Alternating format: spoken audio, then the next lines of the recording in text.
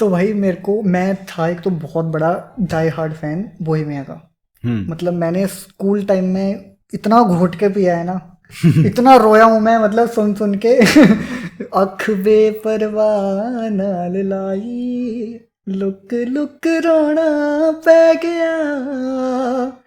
भाई मतलब स्कूल दी किताब दीवाना मेरे मुंह ना लगो, मतलब मैं ऐसे रिलेट करता हूँ, ऐसा लगता था कि मेरे दिल की कोई बात बोल रहा है ऐसे। मैनू मेरे हाल ते छड़ दो, गुनहगार करूं बार लब्बन मैनू थानेदार, है ना। तो ऐसा लग रहा था कि मेरी लाइफ लिखता है भाई ये बंदा, तो ये मैं ही हूँ, ये मतलब। मेरे हिसाब से ना ये एक अच्छा आर्टिस्ट की निशानी ये होती है कि वो हाँ बेसिक से इमोशन पकड़ेगा और वो इतनी रियलिस्टिक तरीके से लिखेगा ताकि जिस जो बंदा सुन रहा है उसको भी फील हो। बिल्कुल भाई, यही मतलब।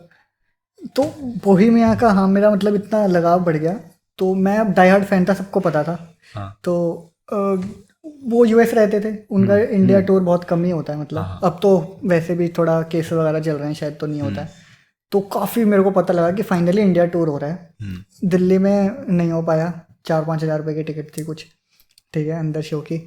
तो मैंने कहा ठीक है, नहीं हो पाएगा, मैंने मान लिया था कि पॉसिबल ही नहीं है। मेरे को जीजू का फोन आता है। तो जीजू का बड़ा रोल रहा है मतलब रेस में, कि मतलब ना उंगली करते रहते हैं कहीं ना कहीं, और स्पेसिफिकली खुद कुछ नहीं करते, बस वो फायर लगा के छोड़ देते हैं कि अब कर लिया। अब तू देख ले हाँ। आगे। तो मेरे पास फ़ोन आता है, उनको पता था कि बोहेमिया का ये hard fan, die hard fan है और जो भी है।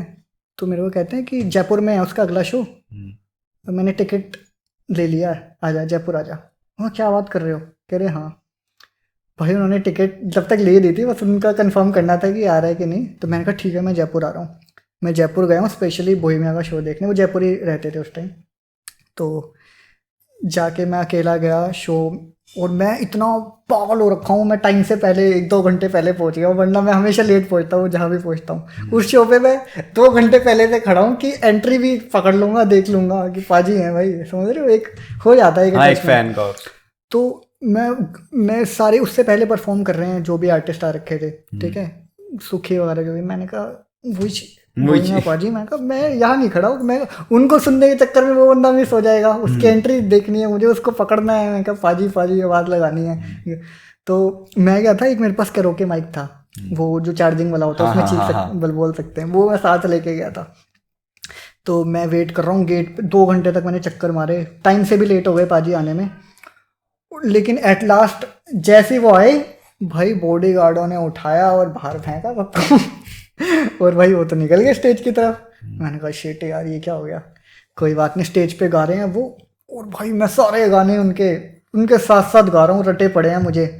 और वहाँ पे मतलब जो आसपास मेरे लड़कियां लड़के खड़े हैं, वो लड़कियां खड़ी, वाह यार तुझे तो सारे गाने रटे पड़े हैं, वाह यार। और मैं माइक में गा रहा हूँ, और मैं उन्हें कह रहा हूँ चुप हो जाओ यार, सुनने दो यार उन्हें। समझ रहे हो, कोई मैटर ही नहीं करा उस टाइम पे, कि इस टाइम सिर्फ उधर ध्यान होना चाहिए, मेरे कान में कुछ नहीं कोई बोलेगा।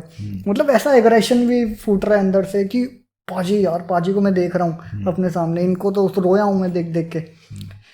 तो जब मैं माइक में चीख रहा हूँ ना पाजी पाजी, और सारे गाने गा रहा हूँ, तो पाजी इनकी मेरे पे एक क्लिप भी है, वो बोलते हैं कि ऐसे वो देख रहे कहते हैं वाह क्या बात है माइक, क्या बात है। देखा माइक लेके आया हुआ है बंदा पूरा, वाह।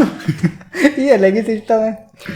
फिर जैसे ही उनका शो खत्म हुआ, तो 5 का एक ऐसे वो सर्कल बना लेते हैं बॉडीगार्ड वाले, और वो तेज चलते रहते हैं, बस वो उनको लेके जा रहे थे बाहर। और सारी भीड़ और बोहेमिया के ना सारे डाई हार्ड फैन होते हैं, मैंने इतना देखा है, जितने भी मतलब एक कल्ट फैन बेस जो होता है ना, वो बोहेमिया का बहुत तगड़ा है पाजी का। तो पाजी को सबने घेर रखा है 50 लौंडों की भीड़ में, और मैं तो उसमें कहाँ ही आ रहा हूँ, और बॉडीगार्ड सबको धक्के दे रहे हैं, मैं 5 जने को चीख रहा हूँ, मैं पाजी को माइक में चीख रहा हूँ पाजी गले लगा लो, पाजी गले लगा लो, पाजी गले लगा लो। भाई वो बंदा पाजी ऐसे चल रहे हैं, और एकदम से चलते चलते ऐसे राइट में देखते हैं और ऐसे करते हैं।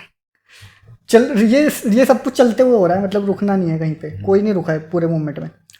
और मुझे नहीं पता, आउट ऑफ नोवेयर एक बॉडीगार्ड का हाथ आता है, इतने लौंडों की भीड़ में से दूर से मुझे पकड़ के सर्कल के अंदर डाल देते हैं। और जाते ही भाई मैंने सीधा पैर छुए। मतलब वो गुरु वाली फीलिंग थी ना, कि सीखा यार इनसे सीख के लिख रहे हैं सबको। मतलब पैर छुए, और मैंने ऐसे करके ऐसे बोलते ना कंधे से ऐसे यूं करा हल्का सा, और इतने में फिर से हाथ आया बॉडीगार्ड का, और बाहर। अब सब भागते हुए चले गए, और मैं वहीं घुटनों पे बैठ गया, और मैं रो रहा हूँ, आंखों से झरझर आंसू बह रहे हैं। मतलब मुझे समझ नहीं आ रहा ये क्या हो गया मेरे साथ। वो भाई ये ना कुछ ओवरा होते हैं यार, एनर्जीज कुछ ऐसी होती हैं कि क्योंकि मैंने वो क्रिएट कर ली थी और उस आर्टिस्ट के अंदर भी है ही ऑब्वियसली, है ना। हाँ। तो जब मैं वहाँ बैठा ना, मेरे को ऐसी एनर्जी फील हो रही है कि इतना पॉजिटिव और इतना प्यारा कि भाई क्या मेरे अंदर कुछ आ गया है, जैसे मैं कुछ हो गया हूँ मतलब है ना। और झरझर आंसू बह रहे हैं। दीदी का फ़ोन आया मेरे पास, कह रहे हो गया शो। मैंने कहा हाँ हो गया। तो रुक क्यों रहा है तू, तेरी लड़ाई हो गई, तू रुक, क्या हुआ है, तुझे किसी ने मारा है, मैं भेज रही हूँ, उनको भेज रही हूँ। मैंने कहा नहीं कुछ नहीं हुआ। क्या तू रो क्यों रहा है? मेरे को पाजी ने गले लगा लिया। अभी तू रो क्यों रहा है? Thanks for watching this clip. और अगर आपको ये क्लिप पसंद आई है तो ये पॉडकास्ट ज़रूर पसंद आएगा, जो कि यहाँ पर है, क्योंकि ये क्लिप इसी पॉडकास्ट का एक पार्ट है और वो पॉडकास्ट काफ़ी इंटरेस्टिंग है। सो गो चेक इट आउट। और लास्ट में ये बोलूँगा कि थैंक्स फॉर वॉचिंग।